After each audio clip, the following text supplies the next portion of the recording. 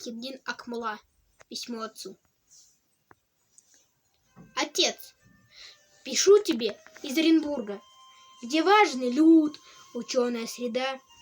Я здесь душой измученный, как будто детеныш кречета, лишившийся гнезда.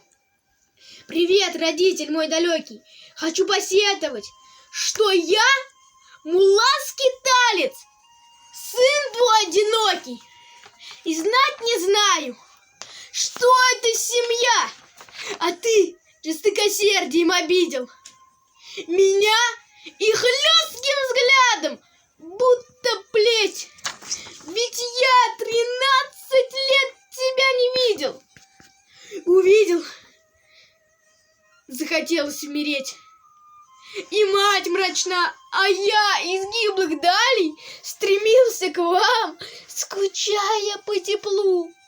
Да, беден я, а вы богатым ждали, но я, дервиш, таким я и умру. Неужто больше нет любви и братства, и душ родных не трогает слеза? И миру равнодушие и богатство достались ненасытные глаза. Отец, куда же мне вернуться, кроме деревни нашей, где я был любим? Ведь я наследник твой, родной, по крови, и ты отцом мне был, а не чужим. Ты был когда-то добрым и хорошим, да скоредною стала вдруг семья. Тебе дороже даже лошадь, и ближе же ребенок, а не я. Но в рай не едешь, наконец, мошною, достойный пешком приходит в рай.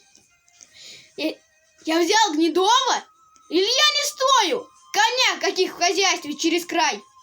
Зачем нам конь и шуба с мехом длинным, коль нас не станет сына и отца?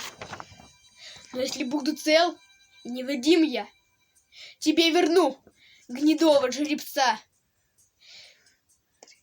13 лет я не был в отчим доме, я горевал безмерно от того, но что же вспомнил, уехав, кроме хулы и равнодушия твоего?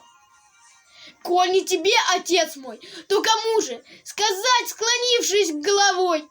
Мой султан, прости за то, что стал не нужен, и отъезд мой не считай ты за обман. Пусть будет твой достаток неизмен, ведь жить легко, когда кошель велик. Мы золото в своих руках не ценим, в чужих дороже в 1000 золотник.